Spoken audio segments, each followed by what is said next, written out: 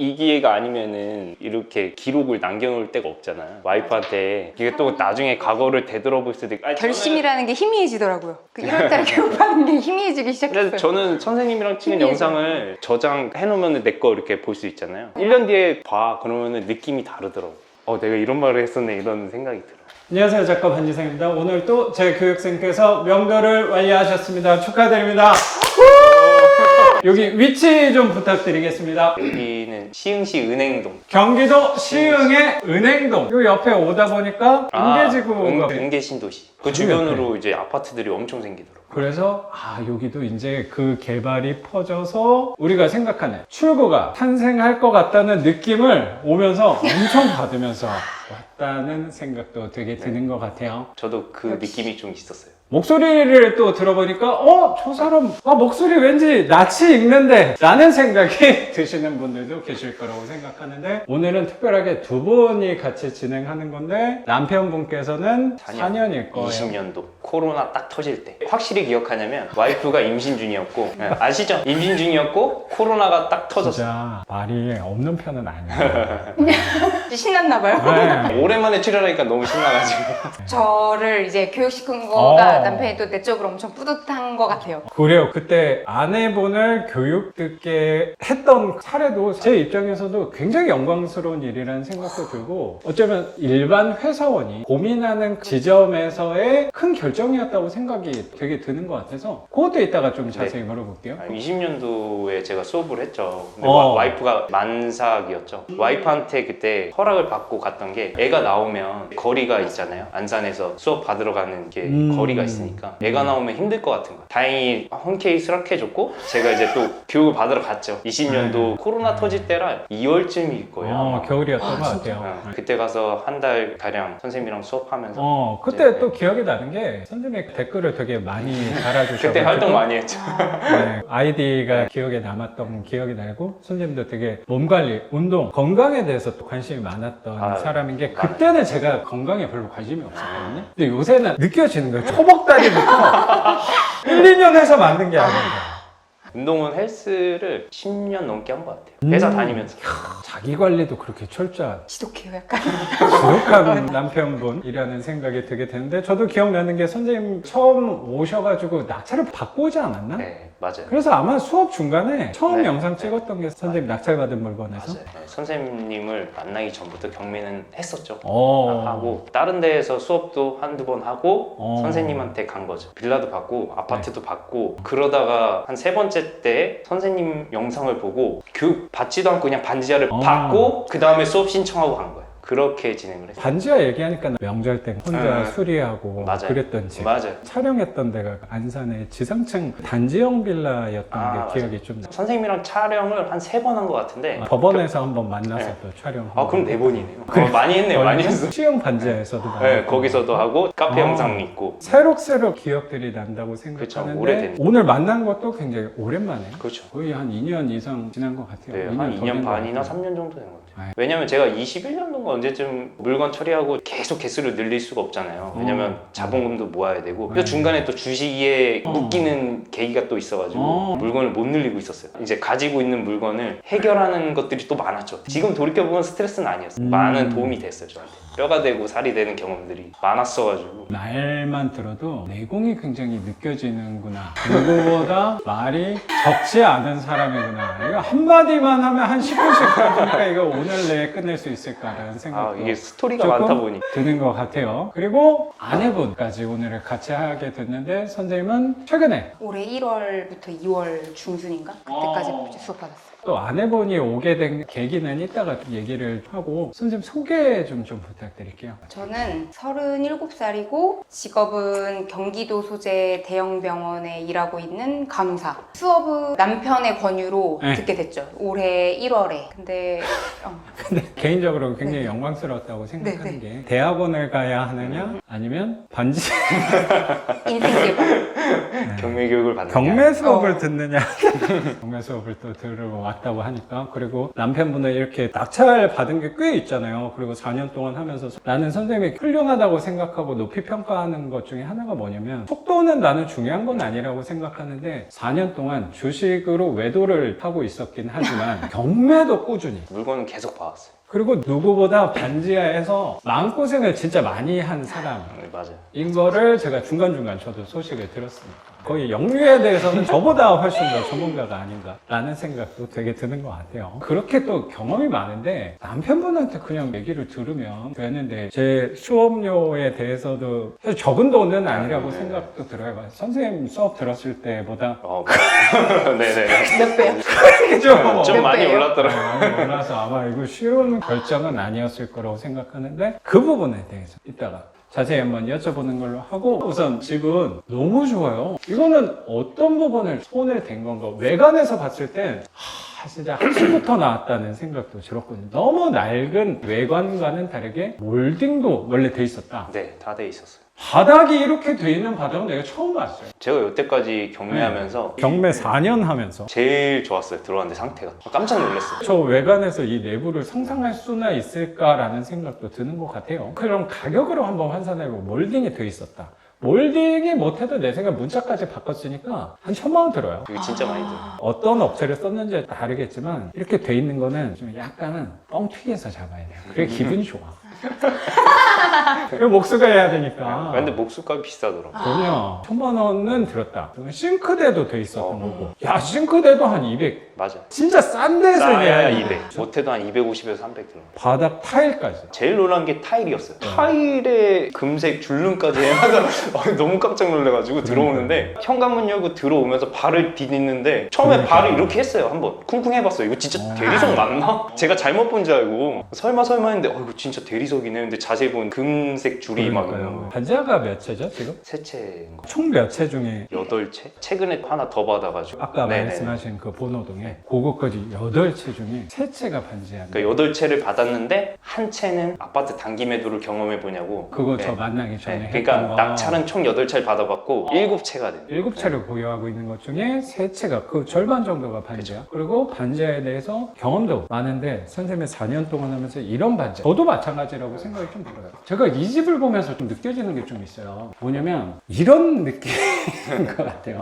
건강에 대해서 관심이 되게 많단 말이에요. 투자에 대해서도 좀 비슷한 것 같은데 건강해 보이는 외모가 있잖아요. 근데 진짜 건강한 사람, 어쩌면 속이 건강한 게 나는 진짜 건강한 사람에 가깝지 않나라고 생각도 들거든요. 선생님은 겉과 속이 다 건강한 느낌이 굉장히 드는데 건강에 대해서도 그런 모습이 분명히 있는 것 같고 이 부자라는 이미지에 대해서도 그런 게 좀 있잖아요. 겉이 부자인 사람 그리고 진짜 부자인 사람이 차이가 있을 거라고 생각하거든요. 근데 그거에 대해서 제가 요새 생각을 많이 하고 있는데 이 집을 보니까 그런 느낌이 드는 거야. 여기는 겉은 반지하고 허름하지만 속은 보물이구나. 이 황금 줄눈만이 아니고 진짜 황금이구나 라는 생각이 되게 드는 것 같아요. 말씀하신 부분이 제가 수업을 듣고 반지상 선생님의 유튜브 제목이 너무 좋은 게 마음관리. 맨날 좀 되뇌이는 거거든요. 역시 마음은 눈에 안 보이잖아요. 그래서 그러네. 눈에 안 보여요. 중요한 건 눈에 안 보여요. 제가 또 남편하고 차를 타고 오면서 눈에 보이는 중요한 가치는 움직이지 않고 예를 들면 부동산 눈에 안 보이는 중요한 가치는 움직여요. 그러니까 사랑, 돈, 뭐 희생 우리가 중요하다고 하는 가치는 눈에 보이지 않아요.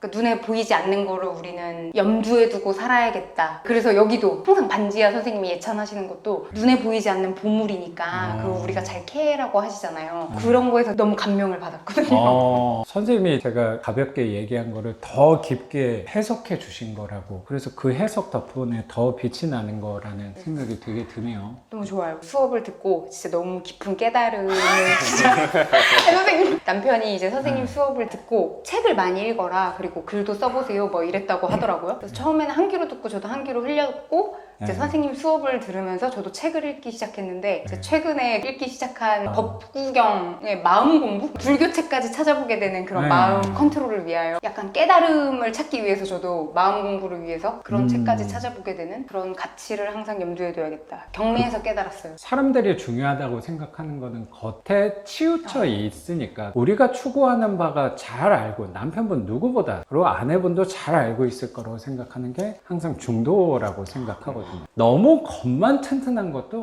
어쩌면 그게 실속이 없는 걸 수도 있다고 생각이 좀 드니까 사람들은 겉에 치중되어 있는 모습을 우리는 안에도 깊숙이 한번 살펴보고 중도를 택하는 집이 이 집이 아닌가. 이렇게 억지로라도 맞춰야지 이 좋은 기운을 자꾸 불어넣는 거라고 나는 생각하거든요. 저는 무엇보다 감사한 일이 뭐냐면 4년 전에 수업을 들었던 분과 얘기를 나눌 수 있다는 그 자체가 제 스스로한테도 이거 되게 감동적이잖아. 어떻게 보면 그냥 돈을 주고받은 파일일 수도 있잖아. 그렇죠. 왜냐면 맞아. 스쳐 지나갈 수도 있는데 저희도 스케줄도 있지만 그렇죠. 선생님도 맞아. 스케줄이 있고 그러니까 그거를 맞춰서 하기는 쉽진 않았는데 제가 한 번은 보고 싶었어요. 보고 싶었다는 게 제가 팬심. 이제 팬심도 있고 와이프도 요번에 교육을 받고 나서 선생님에 대한 이제 마음 관리나 그런 거에 대해서 매료됐어. 공감하고 있는 부분이 많으니까 그래서 이번에 한번 출연해서 추억을 한번 쌓아놓자.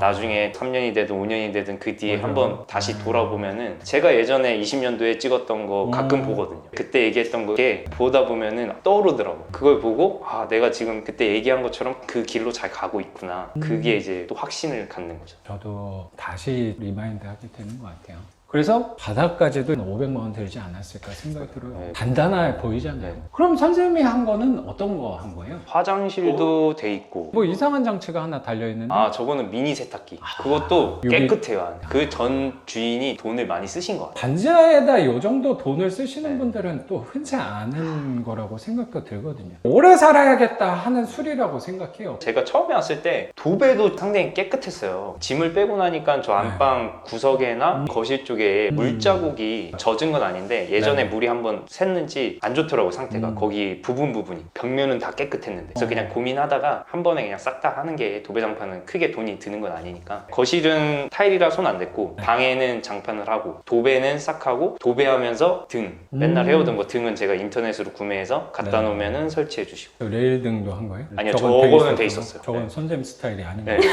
손이 많이 가요. 네, 기본 돼 있어서 네. 저건 살려두고 어. 그 다음에 신발장이 칙칙했어요 색깔이. 네. 그래서 신발장은 아예 새 걸로. 머리수리한 느낌이 되게 드네요. 선생님이 들었던 수리비 한번 여쭤봐도 될까요? 화장실 유리도 새 걸로 갈고 너무 지저분해서 유리를 새 걸로 갈아달라고 했고 네. 그 다음에 저건 뭐 여기 얼마 안 하니까. 현관문이 잘 안 닫히더라고요. 그래서 네. 문고리만 그래서 그걸로 왜냐면 그런 디테일이 손님들이 닫는데 제가 닫아봐도 힘을 당겨서 닫아야 돼. 그러면은 사람들이 불편해하거든. 문고리 새 걸로 6만 원에 한번 봐도 네. 돼요? 목걸이는 한 번도 바꾼 적이 없어서. 문고리 바꿨어요. 저 밑에? 네, 손잡이. 선생님도 경험이 많으니까 저거 하면 일체형을 바꿔버리는 게 낫지 않아? 맨 처음엔 번호키를 해서 바꿀까 생각하다가 번호키가 생각보다 상태가 괜찮아요. 선생님 말씀도 맞죠. 이거 도어락 되는데 왜 뭐하러 바꿔? 사치 낭비지. 우리 또 그거 용납 네. 못하는 사람들이잖아. 그냥 가성비로 가는 되는 거는 왜 바꿔? 근데 어차피 문고리 바꿀 거면 거기다가 5만 원에 10만 원 더 쓰면 그 보강판 대고 일체형으로 하면 그게 더 기분이 좋더라고. 다이얼만 있는 거보다 다이얼하고 손잡이까지 같이 돼 있는 게 세트로. 커다란 거 하면 네. 시공비까지 한 11만 원이거든. 나는 그걸 선호하긴 하거든요. 중소기업 거. 그거는 인테리어 사장님 말고 또 별개로 불러야 되잖아. 그렇죠. 그래서 그냥 귀찮아서 잘했어. 인테리어 할 때 사장님이 저거 손잡이 그냥 해주거든요. 그렇게 하는 게 저도 맞다고 생각하고 150만 원 정도 들었어요.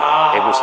다 해서 150. 이 외관을 보고 150만 원이면 거저한 거네. 낙찰 받기 전에 수리비를 600 정도 산정을 그렇지. 했었어요. 600 해도 부담스러워. 그치. 더 들 수도 그리고 있어. 누가 미납을 했어. 맞아. 그러면 더 잡아야 되거든 보통. 외관과 권리사항에서 또 누가 미납한 거는 보통 더 나오잖아요. 그렇죠. 이런 거에서. 근데 용기 있게 잔금을 납부하고 문을 열었더니 궁궐 같은 반지하가 나왔다고 생각이 좀 들어요. 150만 원이면 거저 한 편이지 않을까라고 생각이 들고 나는 나름의 행운이라고 생각도 되게 드는 것 같아요. 교육생분들 집 이렇게 다 다니면서 요 정도 돼 있었던 집은 손에 처음이 꼽아. 아닐까. 거의 처음인가? 이 집을 만난 것만 보더라도 여태까지 삶을 어떻게 살아오셨는가가 느껴지는 것 같아요. 그러니까 이런 집을 만나. 그래서 남편이 저- 저한테 그랬어요. 다 반지하가 이렇다고 생각하면 안 돼. 제 개인적인 생각인데 제가 여태까지 반지하도 하고 지상층도 하고 되게 시련이 있었어요. 뭐 하수구 역류도 있고 누수도 있고 보일러 동파도 그렇죠. 있고 누구보다 네. 남자다운 사람이지만 속으로도 그쵸. 나는 밤마다 이것도 말 다 할 수 네. 없어. 다 안 했어요. 조금만 얘기하고 이런 일이 있어서 돈이 들어갈까 딱 거기까지만 얘기하고 제가 다 해결했거든요. 다 알아보고 해결하고 뭐 그런 식으로 했고 이번에 요거 낙찰 받으면서 이렇게 이렇게 해결하면서 계속 꾸준히 하니까 이걸 보상으로 받는 건가? 그 생각이 그렇지. 딱 들더라고. 그 경험을 하면 보통은 못해요.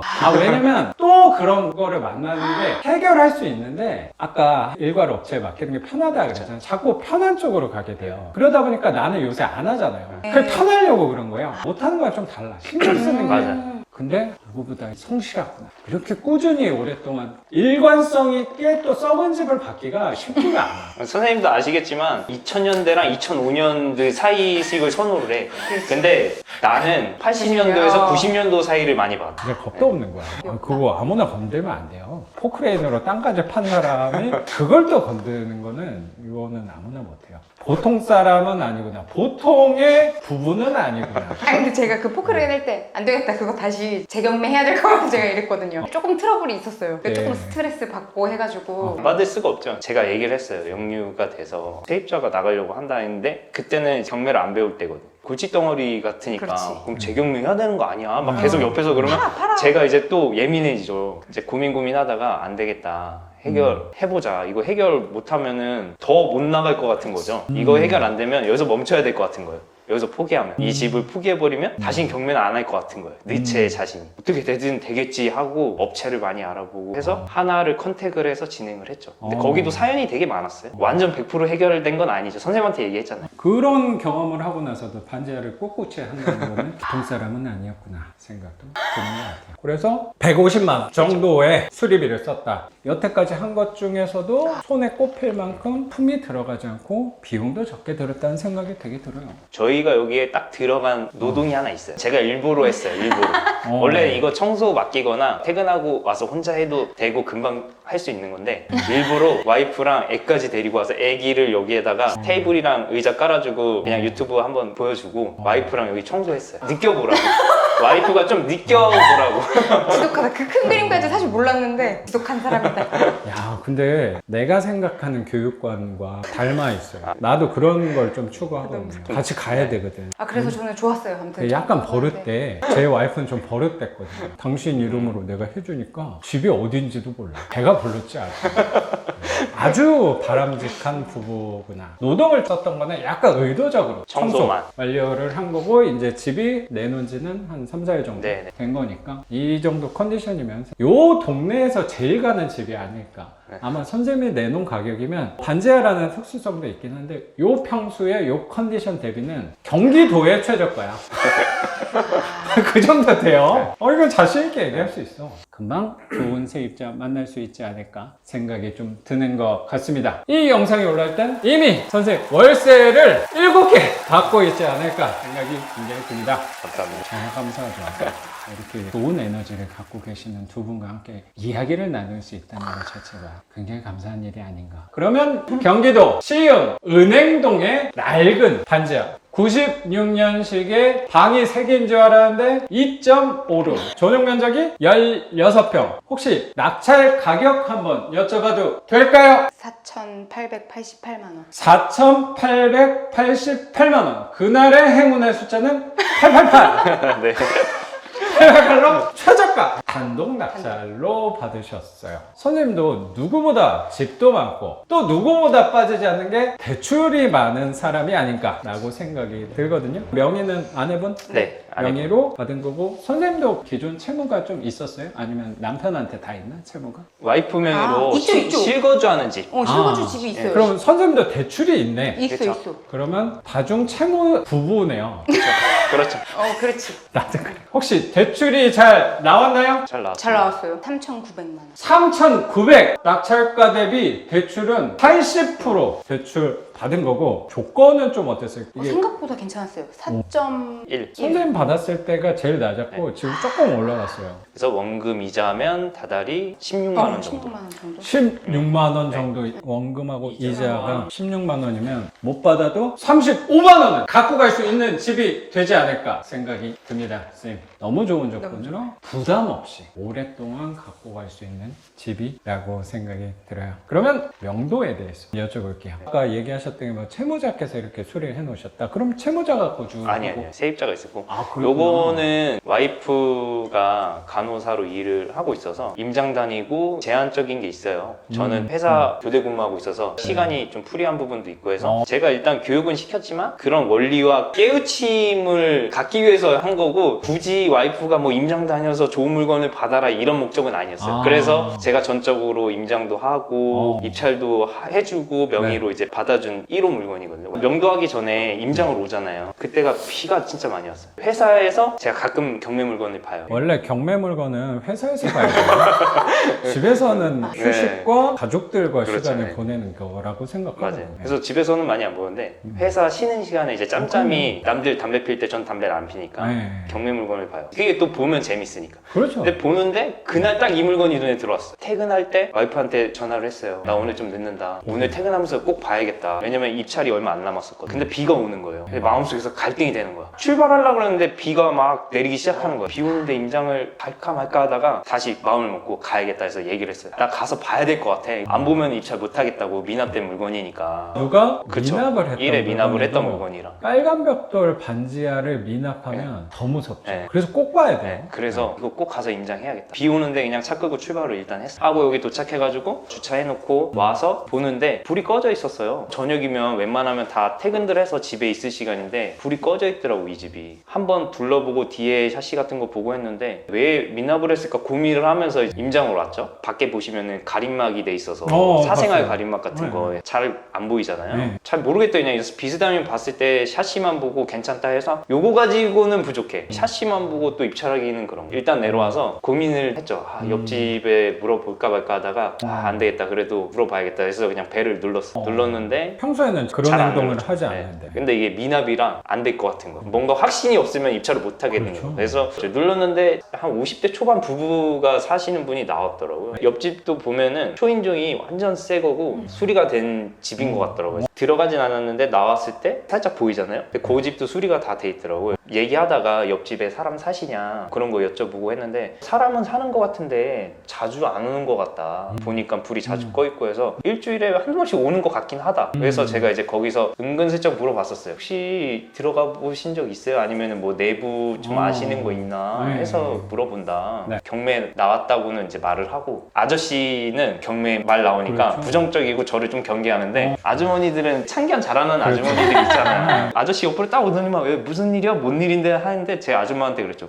아, 옆집 상태가 좀 궁금해서 그러는데 그 집 괜찮아. 수리 된 것 같은데 이러는 거예요. 아, 됐다. 요거 들었으니까 입찰 한번 해보자. 그래도 위험하니까 최저가로 가자 해서 와이프랑 의논 끝에 최저가에서 우리가 한 100만 원 정도만 더 쓰자. 가서 입찰했는데 딱 아니나 다를까 단독으로 다 받은 거죠. 저희가 4,888만 원을 받았으니까 최저가는 한 4,700 정도 됐을 거예요. 거기에서 100만 원으로 단독 낙찰이면은 거기서 핵심 정보를 또 옆집 분한테 들었다고 생각이 되게 들어요. 거기서 선생님이 경험이 되게 느껴지는 것 같아요. 이게 재매각은 물어봐야 돼요. 네. 찜찜하니까. 그러니까. 그래서 최저가를 일단 쓰고 혹시 또 집에 예상과 달리 안 좋을 수도 있잖아요. 그렇죠. 그래서 수리비를 대충 한 600에서 700 산정을 해놓고 그냥 최저가로 써도 마이너스는 나진 않겠다 해서 일단 들어만 가보자 해서 들어왔는데 생각보다 상태는 특 A급 최저가가 4,830만 원인데 저희가 50만 원 더 썼네요. 근데 이게 기억을 자꾸 희미해지는 게 두 번째를 또 낙찰을 받아가지고 여기에 그냥 힘을 빼버리니까 그런 계산에 집중을 안 하거든요. 어느 정도 순수익 나오면 딱 그것만 인지하고 있기 때문에 감정가가 얼마였고 그런 걸 잘 신경을 안 써요. 선생님도 꽤 했잖아요. 그러니까 이제 그 선이 아마 나올 거예요,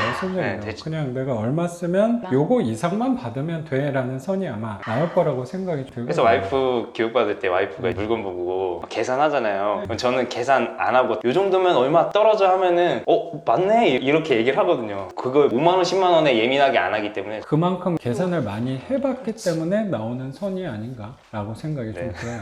영혼의 친구와 얘기를 하는 것 같아요. 내 마음을 너무 잘 알아주고. 나도 그런 성향이 점점 생기는 것들을 선생님 모습에서 되돌아보는 느낌이 되게 드는 것 같아요. 누구한테 배웠는지 참 잘하고 있어요. 감사합니다. 아니 제가 감사하죠. 그렇게 정보를 얻고 낙찰 받고 와가지고 여기는 점유자께서 왔다 갔다 하지 않았다고 하는데 연락은 수월하게 됐어요? 왔는데 집에 안 계셨어요. 네. 연락처를 그래서- 어떻게 알게 돼가지고 연락을 했는데 여기 살긴 사는데 직장이 조금 먼 데인가 봐요. 여기는 주에 2번 정도 왔다 갔다 한다. 그래서 낙찰 이제 대리인이라고 했어요. 진행을 해주는 부분인데 그렇죠. 또 아내의 명의로 했으니까 뭔가 컨셉 잡기가 네, 더 맞아요. 편하잖아요. 낙찰자가 이제 소유권 이전하면 이사 협조를 좀 해주셔야 되는데 그래서 연락을 했다는데 근데 어차피 전세금 4천을 다 배당받으시는 분이었어요. 어차피 4,888만 원에 낙찰 받아가지고 그분은 손해보는 게 없었어요. 그래서 이제 명도는 되게 수월했어요. 집도 그냥 보여주시더라고요. 자기는 세입자니까. 근데 그때 명도하러 들어올 때 깜짝 놀란 거죠, 저는. 그러니까 그분이 집에 잘 안 계시니까 불 꺼질 거에 해서 그 전에 미납하신 분이 집을 못 봐서 그래서 미납을 하신 것 같아요. 연락이 잘 안 돼가지고. 집에 또 안 계시고 그런 사연이 있었던 거예요. 근데 이분이 바로 이사를 못 가니까 시간을 달라고 했어요. 시간 드린다. 그리고 제가 명도 확인서랑 인감증명서를 미리 안 주잖아요. 이분이랑 한 2번 만나고 대화하고 제가 원래 여태까지도 먼저 준 적도 없었고 거의 다 채무자가 살았어가지고 줄 일도 없었어요. 근데 요번 명도하면서 고민을 했는데 어차피 이분은 근데 다 받아가시고 말도 하시는 거 보면 믿음도 가고 그리고 제가 이제 조건을 걸었죠. 명도 각서랑 이사 계약서를 찍어서 보내주든가 저를 보여달라. 이사 날짜 나오는 거를. 그러면은 제가 시간을 드리겠다. 해서 5월 딱 30날 이사 간다는 이사 계약서랑 각서 쓰고 미리 인감증명서랑 명도 확인서 그냥 줬어요. 그러고 나서 연락 한 번도 안 하고 5월 30 되기 일주일 전에 이사 나가실 거죠? 전화 한 통 딱 했는데 네 이사 예정대로 나갈 거라고 하고 그날 깔끔하게 나가셨어요. 이사비 요구도 안 했어요. 제가 이사비 얘기 꺼내지도 않았고 그 사람도 요구를 안 했어요. 그냥 딱 시간만 더 드렸어요. 한 달 반 정도? 그렇게 오래된 게 아니구나. 명도한 게. 난 낙찰은 수업 때 받아가지고 네 맞아요. 오래 걸리네 라고 생각을 했었는데 2달 3달? 명도할 때 인심을 쓸 수 있는 부분이 이왕이면 돈으로 지급하는 것보다 시간으로 네. 드리는 편으로 그렇죠. 누구보다 또 현명하게 협상을 잘 이끌어냈다고 생각이 또 드는 것 같아요. 이렇게 명도도 완료를 잘 하셨고 그러면 두 분에 대해서 질문을 드려볼게요. 남편분은 4년 전에 수업을 들었던 거니까 낙찰이 아까 말씀하신 게 8개 중에 하나는 매도한 거고 7개를 보유하고 있는 건데 구체적으로 물어봐도 돼요? 수초 한번 봐도 되나요? 아까 오기 전에 한번 정리 한번 해봤거든요. 공개해도 돼요? 8개를 낙찰을 받았는데 두 번째 물건 아파트를 단기 매도 한번 경험해보고 싶어서 네. 그거는 매도를 했습니다. 일단 자가는 뺄까요? 자가는 제외하고 네, 할까요? 정리를 한번 해볼게요. 빌라를 저도 받았고 되게 편해요. 이렇게 막 준비하면. 경매 처음 시작했을 때를 88년도 빌라로 시작을 했어요. 이게 지금 이제 개발 소식인 첫 번째 물건. 곧 안산 빌라인데 재건축. 재건축 지금 개발 소식이 진행을 좀 했어요. 그러니까 시공사 선정 있잖아요. 오. 그것까지 마쳤어요. 시공사는 어디가 됐대요? 네, GS 자이로. 야 훌륭하다. 그러면 추후에 들어가서 산다. 입주까지도 뭐 생각하고 있습니다. 조만간 자이에서 살게 되겠네요. 준공되면 한번 초대해줘요. 선생님 바로 초대해드리겠습니다. 현재는 어떻게 보유하고 있는 거예요? 전세, 월세? 아, 이것도 월세. 월세로 받고 있는 거고? 네, 제가 이제 안산 사다 보니까 안산 시흥이 가까워서 그쪽을 좀 많이 받았어요. 경기 서남권을 네. 꽉 잡고 있는 사람. 두 번째 물건은 아파트 단기 매도 경험한다고 중고아파트 그것도 연식이 된 건데 단기로 받아서 순수익 한 1,000만 원 정도 그때 당시에 1,000만 원 뛰기가 좀 유행이었었어요. 네. 단기 매도로 네. 해서 그래서 그거 한번 아직도 경험. 하시는 분들이 네, 있어요. 그거는 이제 안 합니다. 딱 한 번 경험하고 아 이거 할 건 아니다 해서 그거를 약간 좀 혹시나 오해는 안 했으면 좋겠는 게 그런 성향의 투자를 좋아하지 않는 성향이다 보니까 조금 부정적으로 비춰질지 모르겠는데 선생님은 경험을 해본 사람이니까 선생님도 원래는 시세 차익 선띄기 하다가 거기서 방향을 선회한 네. 거잖아요. 바로 해보고 선회했어요. 저랑 성향이 안 맞았었어요. 구체적으로 성향이 좀 안 맞다는 거는 어떤 부분이에요? 그러니까 이거를 단기 매도하고 1,000만 원 뛰기를 했는데 그 기간이 얼마였어요? 진짜 빨랐어요. 낙찰받고 수리하고 거의 2달 만에 팔았어요. 2달 만에 1,000만 원 번 거잖아 어떻게 보면. 세금 다 떼고 순수익으로 1,000만 원. 야. 근데 이게 네. 문제가 그 1,000만 원이 금방 사라져요. 그리고 그리고 그 1,000만 원 어디 있었는지 기억도 안 나요. 그렇지. 4년이 지났잖아요. 팩트가 그 물건을 1억 7천에 받았어요. 근데 그 후로 최고가 3억을 찍었어. 그래서 내가 부동산은 파는 게 아니구나. 그래. 그걸 깨우쳤지. 그렇지. 2천만 원의 유혹을 못 버티고 팔았는데 3억을 찍고 내려왔는데 최근에 부동산이 이제 하락을 했었잖아요. 네. 그래도 2억 3천에서 다시 2억 5천까지 유지를 하더라고요. 제대로 느낀 부분이었다고 네. 생각이 드네요. 역시 부동산은 오래 갖고 가는 게 네, 좋겠고. 그걸 깨우쳤어요. 두 번째 물건. 빨리 깨우쳐서 다행인 거죠. 그렇죠. 네. 2달 만에 팔았다고 하는데 낙찰받는 게 쉽지는 않았을 거라고. 시세차익 물건은 치열한 물건이 대다수니까. 그거 17명 들어왔는데 받은 거였어요. 그때도 부동산 경기가 되게 좋을 때는 아니었지 않았을까? 네, 맞아요. 좀- 그런 시기였던 것 같아요. 근데도 그렇죠. 아파트는 인기가 그렇잖아요. 많아요. 그거를 어렵게 낙찰받아서 세금 떼고 나니까 한 1,000만 원 순소득을 얻었는데도 이게 쉬운 거는 아니구나. 선생님처럼 체력이 이렇게 좋은 사람도 이 에너지 소모를 꽤 하는구나. 내가 오래 달려가기는 불편하겠구나라고 생각하게 되는 것 같고, 저는 월세 쪽에서 오래 갖고 가는 거를 편을 드는 사람이고, 저도 경험이 그쪽에 더 많다 보니까 선생님도 우리 만난 지가 4년 지났잖아요. 그렇죠. 나는 이런 부분인 것 같아요. 언제 기분이 좋냐면 사람에 대해서도 연락은 계속하고 그러진 않았지만 다시 봐도 어제 만난 것 같은 사람.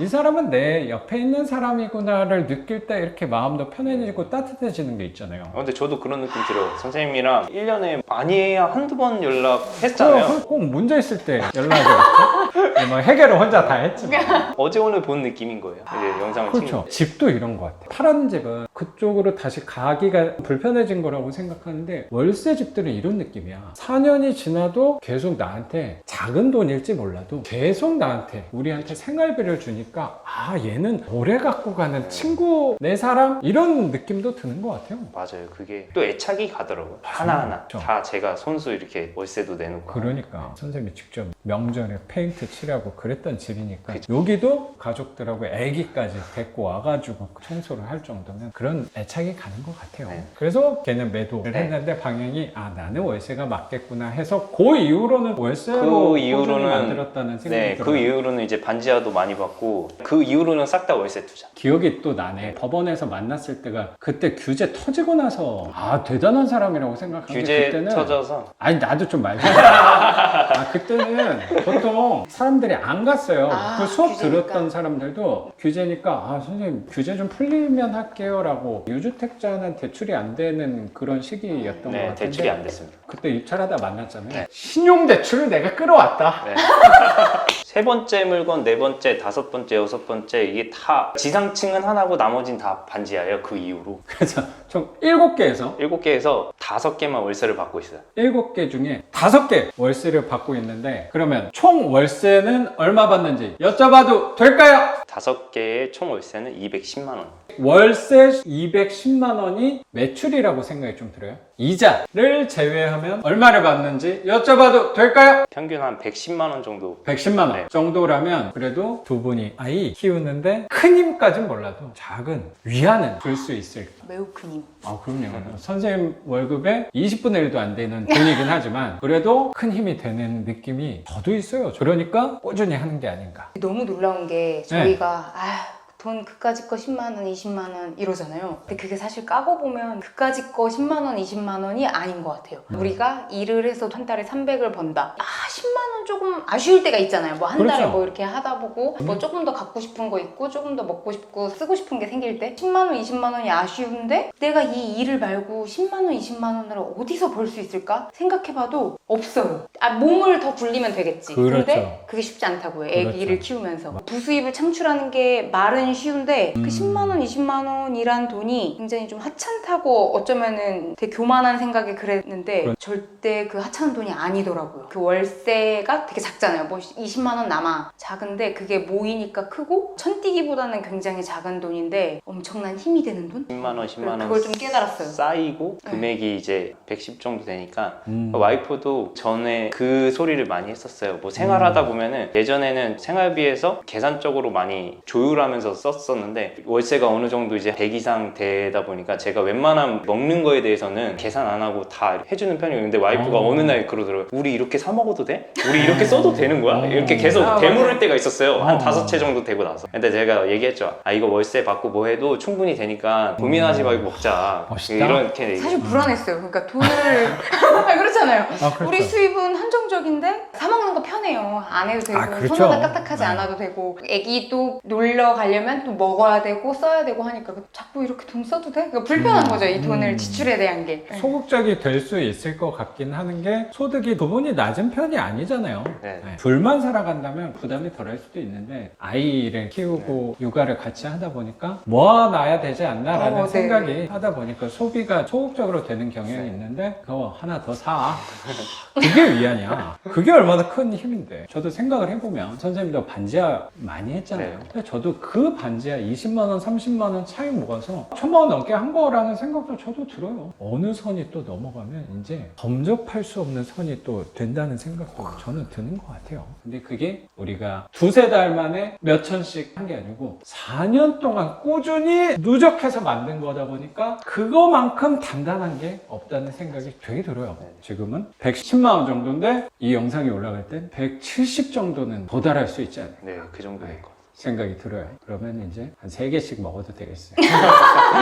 그러면 아내분한테도 물어보고 싶은 게 아까 서두에도 말씀드렸지만 올해 초에 만나면서 그 시기 때쯤에 고민을 많이 했나 봐요. 유명 대학병원에서 간호사로 일을 하고 계시는데 10년을 넘게 일하다 보니까 거기서 직업에서의 갈림길에 섰다는 생각이 들었던 것 같아요. 그때 고민을 하다가 작은 돈이 아닐 건데 제 수업을 들었다는 거는 저한테는 굉장히 감사한 일이고 영광스러운 일인데 또 두 분한테는 쉽지 않았던 고민이라고 생각이 들어서 그 고민을 선생님 연차 때 보통 한다고 생각이 저는 들어서 그때 좀 고민했던 게 어떤 부분인지 바야흐로 1년 전으로 돌아가면 될까요? 맞아요. 1년 전부터 와이프 이제 대학원 문제로 많이 다퉜었어요. 아 약간 분쟁이 있었구나. 네, 순서대로 해서 대학원을 갈 기회가 있고 대학병원이다 보니까 지원을 해줘요. 대학원이 700만 원의 학비인데 양질의 교육을 싸게 받을 수 있죠. 거기서 잘하면 논문까지도 타이틀을 얻을 수 있죠. 대학원 가는데 700만 원이면은 진짜 싼 거네? 700만 원인데 아, 진짜 지원까지 받아. 지원을 받아요. 지원을 받으니까 나는 100만 원도 안 되는 돈에 갈 수 있어요. 그럼 고민이 더 되네. 네, 시간과 내 노력을 투자하면 돼요. 돈은 거저죠 사실. 교수진의 그런 교육을 굉장히 싼 값에 들을 수 있어요. 굉장히 좋지 않습니까? 근데 그러면 남편의 육아 노동 시간, 그러니까 시간이 필요하죠 우리한테. 돈은 병원에서 대주니 남편이 육아를 좀 해줘라. 그럼 나는 퇴근한 다음에 공부를 하러 갔다 오겠다. 한 근데 나는 여기서 좀 2.5년. 물어보고 싶은 게 10년이 조금 넘게 일을 하니까 갈림길에 서는 게 일반적인 길에 대해서는 대학원 쪽을 많이 선택을 선생님 연차 정도에서는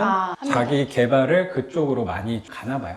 네. 승진 체계가 일반 간호사 한 3년 되면 대리급의 책임 간호사. 그거를 이제 평생 가져가느냐 아니면 수간호사. 병동에서 볼 수 있는 건 이제 수간호사 정도까지 하고 뭐 정년하면 잘 됐다 뭐 이런 느낌. 그 간호사에서 제일 높은 사람이 수간호. 더 위에는 더 있는데 완전 임직원급이니까. 그러니까 일반적으로 높게 올라간다. 잘 수간호사 갔다라고 정도. 하면은 네, 수간호사. 네, 네. 거기에서도 따라오는 연봉도 꽤 큰 부분이라고 네. 생각도 드네. 그러면 열심히 하시는 분들은 대학원 선택을 많이 하시나 봐요. 네. 병원 안에서도 그렇죠. 어느 정도 성과가 있는 사람이 맞아요, 또 그거를 맞아요. 하는 누구보다 사회생활에서는 뒤지지 않을 느낌이 되게 들어서. 그렇죠. 뒤지고 싶지 않죠. 내가 하는 일 잘 해내고 싶죠. 어, 욕심나죠. 그럼요. 커리어 여성이고 싶고 후배들에게도 뒤지고 싶지 않은 멍청이 맞아요. 같은 선배이고 싶진 맞아, 않죠. 맞아. 나 이런 사람이야. 내 말 안 들어? 이렇게 약간 하고 싶기도 하고. 맞아요. 되게 공감이 되냐면 경매할 땐 그걸 못 하거든요. 약간 바보가 돼야 네, 되잖아. 맞아요. 자격증이나 이런 거 공부하는 친구들, 야, 나는 사실 그 자격증 따면 뭐 30만 원 더 나오지만 내 거 이거 하나면 30이고 이거 열차 되면 300이고 그거를 말을 못 하다 보니까 그러면 아무것도 안 하는 척을 할 수밖에 없잖아. 제가 말하는 거 맞아요. 엄청 좋아하는 사람인데 얼마나 답답하겠어. 진짜 회사에서. 답답하죠. 그러니까 또 그러니까 이렇게 이 길로 들어서게 한 게 아닌가라는 생각도 가능이 되네요. 제가 교대 근무를 하고 와이프가 대학원을 가고 하면 아기 케어가 제일 문제였어요. 제가 야간 출근이나 하게 되면 아이를 데리고 가는 사람이 봉 떠버리는 맞아요, 시간이 맞아요, 생긴다는 맞아요. 거고 맞아요. 지금은 스케줄 네네네. 패턴대로 잘 맞아요. 맞춰갈 네. 수 있는데. 그러니까 그런 환경이 안 되다 보니까 객관적으로 와이프랑 얘기를 했던 게 너가 그러면 대학원을 졸업하고 하고 싶은 목적이 뭔데? 근데 목적이 없는 거예요. 얘기하면 그냥 대학원에 가고는 싶어. 그래서 너가 대학원에 가서 졸업을 하면 수간호사를 할 거야? 그것도 아닌 거야. 또 얘기를 해보면 저도 회사 생활하지만 어느 정도 직급이 올라가고 하면 사람들을 관리하고 리더십도 있어야 되고 그런 직급에 맞는 성향이 있다고 봐요. 저는 그런 자리의 성향은 아니라고 생각해요. 같이 부부로서. 기로에 서 있는 거예요, 저는. 왜냐면 직장에서의 내 입지와 면이 서야 되잖아요. 근데 이것도 진짜 웃겨요. 면이 선다? 그 면이 선다는 게 뭐예요? 거칠해잖아요, 사실. 직장 생활에서의 거칠에 제가 되게 치중하고 있었던 거죠. 지금은 뭐 아니라고 하지만서도 아니 또 거칠 없이 어떻게 삽니까? 연차는 시간이 지나면 쌓이고 이러는데. 중도래니까. 그러니까. 그것도 필요해요. 그래서 남편한테 계속 못 살게 굴다가 네가 아기를 봐라 이러다가 남편이 안 되겠다. 너 공부시키기 전에 마음 관리와 경제 공부를 시켜야겠다 해서 이 수업을 듣게 된 거죠. 그래서 근데 제가 보냈던 게 매우 조금 마음에 들었어요. 살짝 깨우침을 주고 싶어서. 아니 왜냐면 네. 여기서 중요한 부끄럽다. 중요한 포인트가 있는 게 뭐냐면 좋아요. 제가 5채를 했잖아요. 그래서 마음을 많이 내려놓고 회사를 다녔어요. 너무 편한 거예요. 그 깨우침을 주고 싶었던 거야. 왜냐면 명의가 다 내가 있고 월세가 다 나로 꽂히니까 저는 이미 회사 생활이 편해요. 많이 놓고 그렇다고 해서 일을 못하는 건 아니고 열정적으로 해. 그래서 오히려 자리를 주려고 해. 그렇죠. 불편해. 이게 그렇다니까. 불편해. 그래서 최근에 와이프한테 얘기 많이 해요. 아니 사무실에서도 그렇고 다른 데서도 그렇고 자꾸 자리를 주려고 한다. 근데 나는 지금 이 자리가 너무 편한데 이게 힘을 빼고 다니는데 왜 자꾸 회사에서 날 자리를 주려고 하지? 월세를 받고 하니까 예전에는 못하던 소리를 그냥 올바른 소리를 계속 하고 다니는데 오히려 그거를 좋게 보고 나를 자꾸 자리를 주려고 하는 거야. 그래서 난 그 자리 좀 부담스러운데 사람 관리하는 거 별로 싫은데 그런 느낌을 받았어요. 그럼 고민 좀 될 수 있겠다. 연봉이 높아지는 거고. 그래서 이제 와이프가 병원 생활도 힘들어하고 대학원에 대한 고민 때문에 싸움이 있으니까 일단은 너가 경제 공부부터 해서 살짝 깨우침을 받고 다시 좀 생각해봐라. 대학원은 나중에 가도 되는 거니까 뭐 가지 말라는 소리는 아니니까. 그래도 열어둔 거고. 네. 요거 둘 중에 하나 하면 요건 포기, 이건 네. 아니었구나. 그리고 다행스럽게도 대학원 지원은 계속 기회는 있었거든요. 기회는 있어요, 사실. 그게 이제 단점이 내가 근데- 나이를 먹는다는 대학원이라는 게 승진 요건에 킵해두는 거. 언제 내가 간호사 될 수도 있잖아. 이렇게 좀 부끄럽지만 뭐 그럴 수도 있으니까 제가 거기에 목을 맸었고 제가 안 가면 후배들에게 기회를 양보해야 돼요. 또 눈을 시퍼렇게 뜨고 있는데 후배가 먼저 가는 꼴은 막 속상하죠. 자존심 상하기도 했고 그럼요. 이랬죠. 지금 생각해서 옹졸한 생각이었지 않았을까. 조금 아쉬움. 아쉬움이 있죠. 당분간은 계속 회사 생활을, 병원 생활을 할 근데 거니까. 희한하게 마음이 편해요 지금. 지금 그러니까 많이 대화하고 그런 걸 인정하고 이런 성과를 걷고 우리가 가는 길에 대해서도 얘기를 많이 하니까 되게 거기에 집착하지 않게 되었어요. 편해요. 그래서 면담하거나 이럴 때도 후배들에게 일단은 양보하고 저는 진짜 가고 싶을 때 가겠다 이렇게 정했거든요. 그래서 제가 와이프 명의로 통장에 월세가 들어오면 더 편해질 거다. 내가 계속 그거를 얘기를 해줘요. 너 통장으로 월세 꽂힐 때 마음이 더 편해지고 병원 생활이 더 편해질 거다. 근데 진짜 그래서 빨리 받아주려고 노력을 했던 거예요. 배움에도 관심이 있어요. 뭔가 배우는 거 좋아하고 네. 새로운 거 받아들이고 이런 거 좋으니까. 그래서 저도 진심으로 내가 공부하고 싶다 하면은 그때는 더 면접 가서도 또 당당하게 꾸미지 않고 얘기할 수 있을 거잖아요. 또 진심으로 공부도 할 수 있을 거고 그때 진짜 가야겠다. 그러니까 이게 월세의 힘이라니까. 제가 아까도 얘기했지만 비빌 언덕. 이 월세 받고 뒤에 그 힘이 받쳐주니까 회사에서도 예전에는 그게 없었을 때는 눈치 보게 되고 주눅 그렇죠. 들고 내가 요거 잘 실수하고 보여야 되니까. 위에다가 실수하고 하면은 내 자리 위험해지는 거 아닌가 하는데 월세하고 나는 이 월세 계속 늘릴 거니까 멈추지 않을 거니까 이 생각을 갖고 있으니까 조금 문제가 있으면 바로바로 그냥 다이렉트로 얘기하고 하는데 사람들도 아마 어느 순간부터 느꼈을 거예요. 얘가 좀 다르다고 사장님 아들이 그 느낌이 있었거든요. 저도 회사 사람들이 날 좀 다르게 보는 느낌도 있고 그런. 근데 진짜 또 배움이 신의 한 수였던 게 그러니까 인생은 한 치 앞도 모르는 게 이런 건가? 라는 생각이 요새 드는 게 요새 병원이 전공의가 없어 그쵸. 파업을 하고 있잖아요. 그래서 선생님 수업할 때 이제 그때 맞아. 시작된다 해서 한 달 하다 말겠지 솔직히 이렇게 생각했어요. 그렇죠. 왜냐면 코로나 대란 때도 여차저차 잘 버텼고 지금 계속 우리는 경험해보지 못한 미래를 살고 있는 건데 이게 안 끝날 것 같아요. 그러면서 또 재밌는 게 일부는 지원이 되는 과가 있고 저희가 많이 추구하는 이제 야간 교육대학원이 있는데 거기는 지원이 끊겼습니다. 그래서 지금 만약에 교육대학원을 가고 싶어도 못 갑니다. 사실 이게 그 맞추려고 한 게 아닌데. 생돈을 내고 사실 간다면 주춤하게 되거든요. 이게 지원을 해준다 시간이 내가 한번 가볼까 했는데 만약에 그 시기 때 가야지 했으면 딱 지금 돈을 내는 네네네. 시기인데 의사 그러니까 파업을 하면서 파업- 뉴스에서 하고? 많이 보니까 대학병원 적자가 네. 심각하다. 그러니까 월급도 주기 힘들다. 네. 뭐 그런 그런 뭔가 얘기를. 복지를 싹둑 이제 자른 거죠. 그럼 그러면서 그때 오히려 고민할 필요가 없었던 네, 고민할 걸 필요가 수도. 없어졌어요. 그래서 이거 뭐지? 애써 고민을 했네? 근데 마음은 제가 정리를 했기 때문에 아쉬움도 없는 거죠. 어차피 나는 길을 이쪽으로 정했으니까. 그리고 그때 되게 멋있는 선배 모습도 보여준 거 아니야? 너네 먼저 해. 먼저? 그게 멋있는 거지. 그래서 선생님이 고맙다고 했어요. 네가 입장 정리를 해줬으니까. 그러니까 후배 할 사람은 먼저 빨리 해도 되잖아요. 선배 눈치 안 보고. 가고 싶어도 지금 갈 수 없는 그곳은 그 모집을 안 해요. 지원을 안 해준대요. 재정이 어려워져서. 겉으로는 표현하기 불편하지만 속으로는 그래도 더 편해져. 약간 뭐지? 그리고 너무 신기한 게 선생님이 책 보면은 프롤레타리아 그러니까 월급쟁이는 사실 다 그렇죠. 근데 이게 우리가 영원한 줄 알고 그렇게 다니고 이랬던 건데 저도 병원이 파업하고 재정이 어려워진다는 거는 맞네. 제 시나리오에 없었어요. 말이 안 되는 거잖아. 네, 고민을 병원이 할 이유가 어려워져? 없어. 병원이 왜 어려워져? 앞으로는 전염병이 들고 그러면 더 흥하겠지. 노인 시대에 되면 더 흥하겠지 했는데 병원이 재정이 어려워진대요. 이거 제 시나리오에 없었던 거거든요. 병원 탄생 이래 거의 처음 있는 일이 아닐까라는 생각까지도 드네. 네.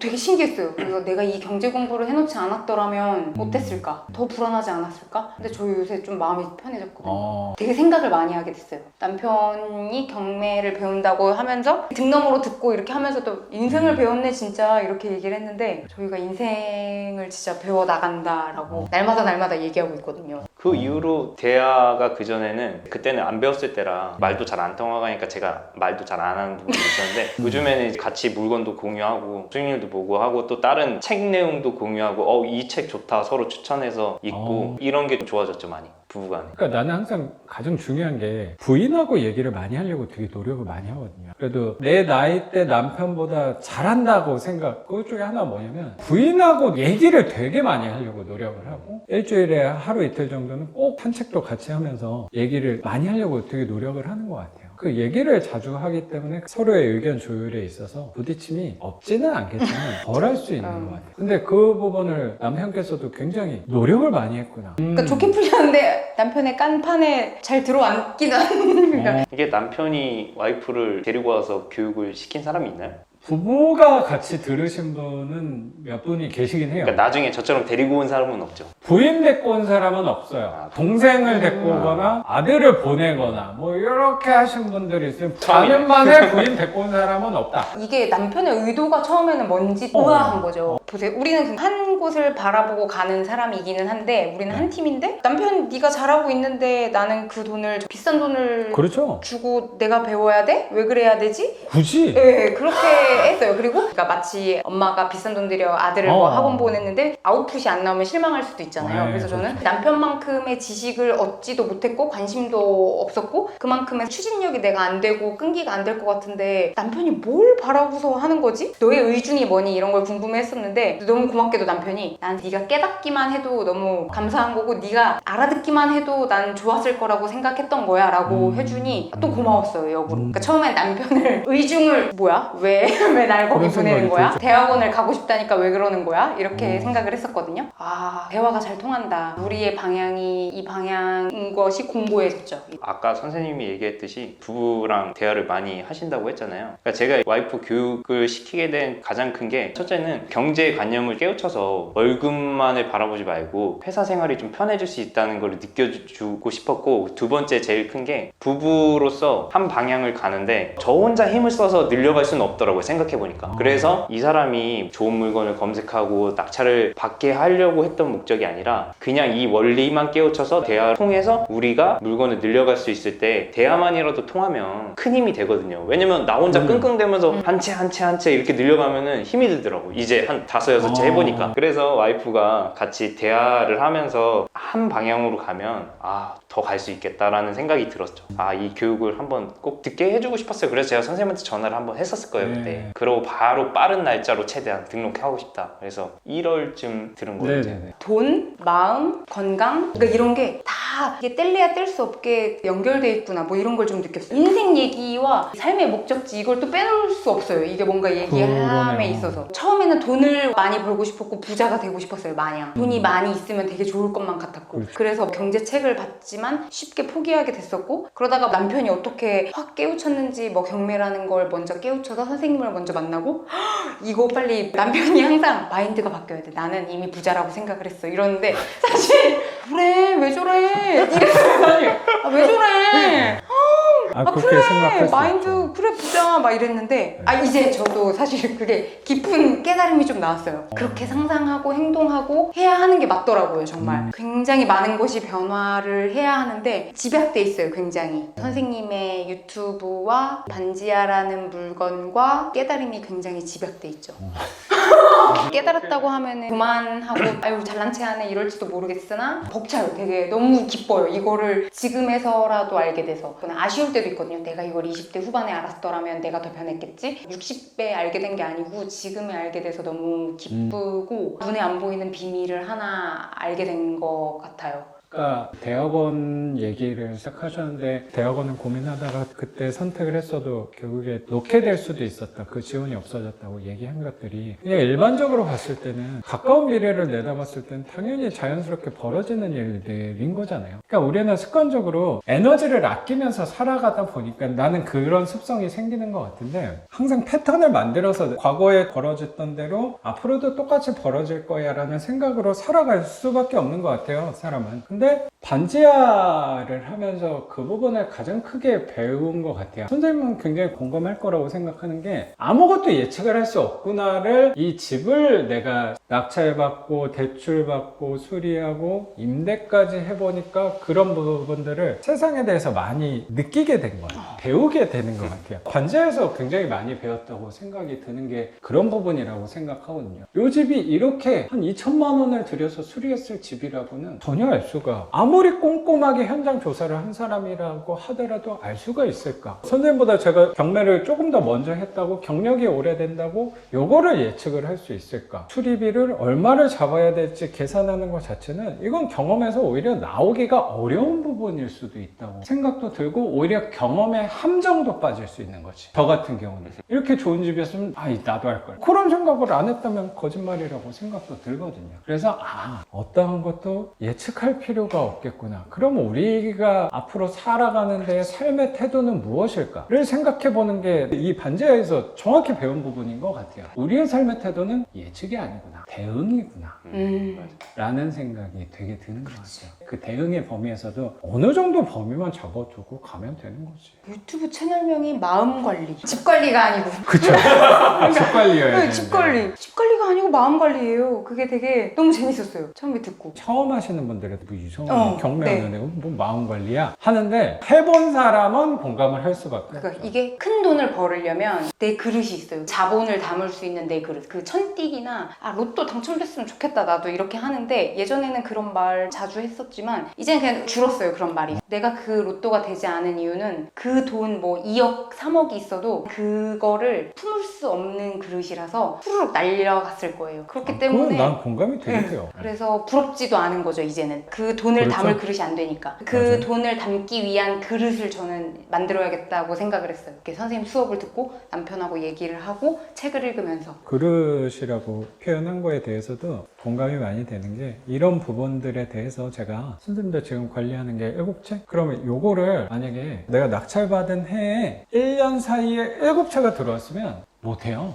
어떻게 보면 아무리 선생님 내면과 외면이 단단한 건강한 사람도 쉽지는 않을 거라고 생각하거든요. 근데 나는 선생님이 되게 나 자신과 대화도 많이 한 사람이구나를 느꼈던 게 저는 뭐냐면요, 아까 영상에 그게 들어갔는지 모르겠는데 나는 동시에 2개를 못 하겠더라고요. 맞아요. 그 부분이에요. 그게 되게 중요해요. 사람들은 그 선을 잘 몰라요. 그거는 경험을 했기 때문에 알 수 있는 거고 선생님이 동시에 2개, 3개를 해봤기 때문에 알 수 있는 거. 그 선을 정해야 되거든요. 맞아. 그 성을 넘어가는 거는 결국에 욕심인 거야. 와이프도 더 빨리 받고 하고 싶은 게 있으니까 저희가 요 집을 받고 두 번째 물건을 하려고 입찰도 많이 했고 임장도 많이 갔어요. 임장을 요번에는 이제 낙찰이 잘 안 되니까 김포, 대구, 용인 쪽에 양지, 외곽으로 많이 가서 입찰을 했었는데 다 폐차를 했거든요. 법원도 제가 이제 안산 쪽이나 많이 해서 안산이나 수원은 가봤는데 일산이나 이런 데는 안 가봤어요. 법원은 수원 본원을 안 가보고 근데 와이프랑 요번에 하면서 임장 많이 하고 하면서 안 가봤던 법원도 많이 범위를 다녔어요. 넓혔구나. 네, 범위를 넓혔. 근데 결국엔 또 받은 게 시위인데 일단은 요거 그게 또 안산 네. 법원에서 네. 받았구나. 그러니까 여기가 많이 받더라고요. 네. 문이 되나 봐요, 이쪽이. 그래서 요거 받고 나서 두 번째 물건을 하는데 내가 명도까지 대고 그 다음 거 힘 빼고 천천히 하자. 그래서 힘을 빼고 입찰을 한 게 두 번째가 그냥 단독으로 그냥 됐어요. 두 번째도 단독이 7채를 받았잖아요. 단독이 한 절반 될 거예요. 단독이 되게 많아. 시흥 거모도 단독이잖아. 영상 찍었 그 와동의 태산도 단독이에요. 단독이 거의 한 4-5채 돼요. 이게 좀 신기하더라고요. 그게 또 왜 그러냐면 이게 우리 쪽 사람들은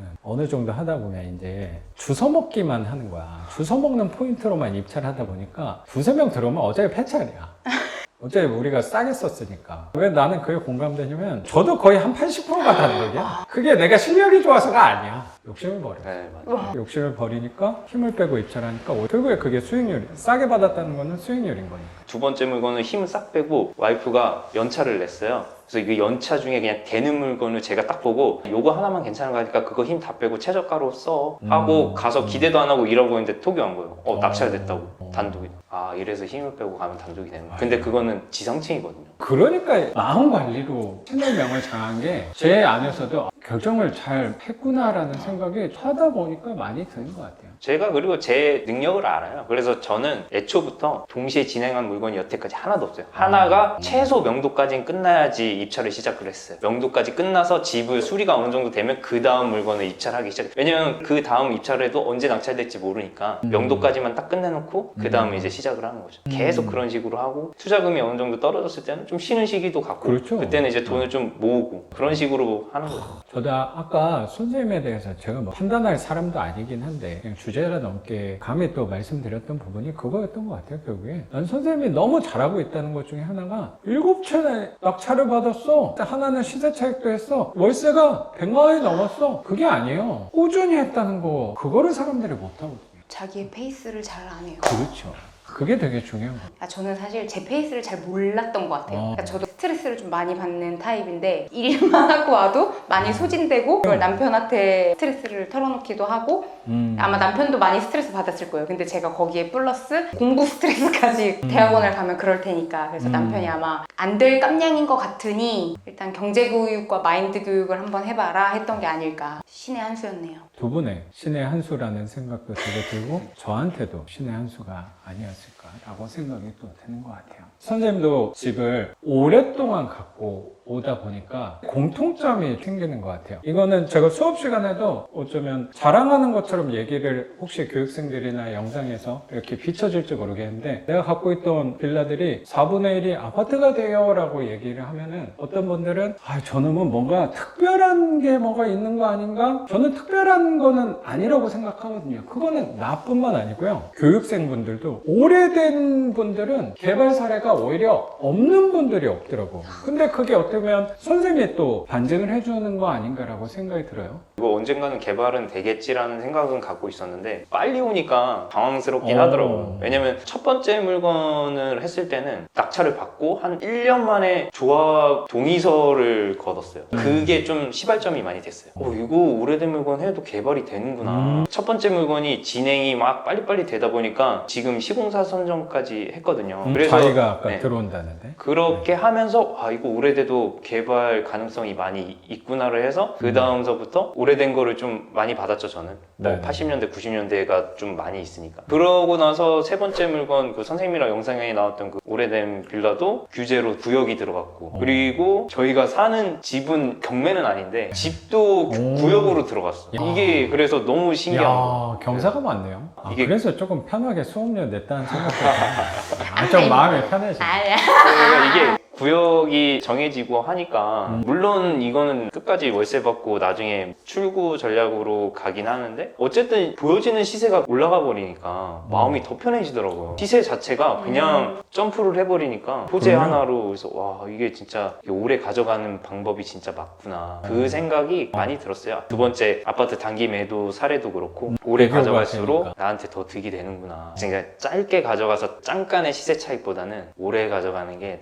나한테 많이 유리하구나를 많이 느껴져. 그런 개발 소식과 이런 거. 잠깐의 큰 짜릿함보다는 잔잔한 오래 가는 게 더 네. 선생님한테는 잘 맞구나. 오래 버틸 수 있는 거는 결국에 이 월세를 받고 있는 그 힘 덕분에 유혹이 오잖아요. 중간에. 네. 편향적인 생각일지 모르겠는데 혹시라도 전세로 보유하거나 라고 했으면 또 생각이 좀 다를 수도 있지 않았을까라는 생각도 조심스럽게 들거든요. 월세를 주는 거라면 조금 더 편하게 갖고 올 수 있지 않을까 생각도 드는 것 같아요. 그리고 저희 물건들이 다 보증금이 싸잖아요. 1,000만 원 이상이 없어 저는. 1,000에 뭐 50, 1,000에 60 이런 거라 크게 부담이 안 돼가지고. 저도 다 500, 1000이에요. 네. 근데 그게 전세로 갖고 있으면 나중에 돌려줘야 된다는 부담감도 있고 전세 계약이 바로바로 안 되거나 이러면 저한테 좀 리스크가 크니까 그런 것도 좀 저는 성향에 월세가 딱 적당한 것 같아요. 오래 했던 사람이니까 선생님도 아마 저금리 때 주로 해놨었잖아요. 네, 맞아요. 그리고 작년, 재작년 금리가 많이 올랐잖아. 네.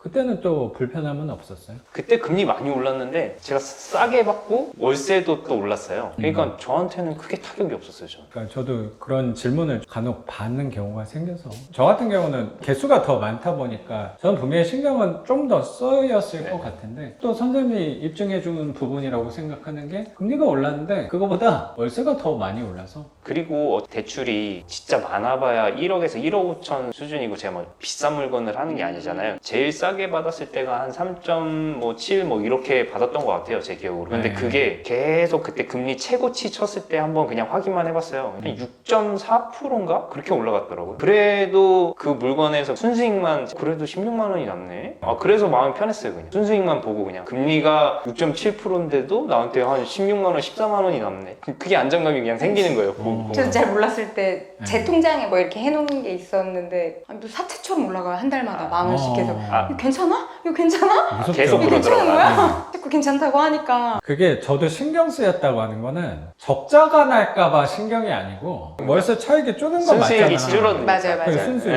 네. 그래서 불편한 거고 속상하다는 생각이 들어요. 실제 금리가 뭐 한 10%, 15% 이렇게 돼도 적잖아. 우리 거는 특히 이런 집은 적자 보는 게 더 어려워. 원금하고 이자가 뭐 16만 원. 적자 날 수 있는 날 구조가 수가 네, 없죠. 안 되죠. 선생님이 최악으로 놓고 생각하고 이거는 어떤 상황이 되더라도 16만 원 이상만 받으면 대꼴이 될 수 네. 있는 거잖아요. 이 평수도 좋고 컨디션도 이렇게 좋은데 거기 이상은 무조건 받을 수 있는 집이니까 그게 마음이 놓이게 되는 것 같고 저도 항상 투자에 대해서 생각을 해보면 내가 이걸로 해서 돈을 이만큼 왕창 벌어야겠다라는 투자로 노력한다는 관점으로 왔다기보다 항상 지지 않는 거, 망하지 않는 방향으로 손해보지 않는 방향으로 가려고 하다 보니까 어쩌면 이런 집을 또 만날 수 있었던 거 아닌가라고 그럴 때 기분이 더 좋은 것 같아요. 투자하면서. 네. 선생님 두 분을 보면서 저도 내가 잘하고 있구나라는 생각도 되게 들었던 것 같고 두 분도 너무나도 훌륭하게 제가 너무나도 많이 오늘 선생님 두 분한테 배우고 간다는 생각도 드는 것 같아요. 어떤 분들한테는 두 분이 용기와 또 희망과 내가 대학원을 가야 되는가에 대해서 대안을 드릴 수 있었을 것 같고 반지하 투자도 오래 하면은 삶이 달라질 수 있겠다라는 하나의 희망도 또 전달할 수 있지 않았을까라고 생각이 드는 것 같습니다. 오늘 선생님 이렇게 집도 공개해 주시고 선생님 두 분의 깊숙한 얘기까지 우리 구독자분들하고 같이 나눠주신 거 감사하게 생각합니다. 저희도 감사합니다. 고맙습니다. 오늘 영상은 여기서 마치는 걸로 하고 저는 또 내일 영상으로 찾아뵙도록 하겠습니다. 작가 반지상이었습니다. 감사합니다. 감사합니다. 고맙습니다, 선생님. 네. 근데 선생님 진짜 재밌고 할 말이 너무 놀라워. 많아가지고. 경이롭다.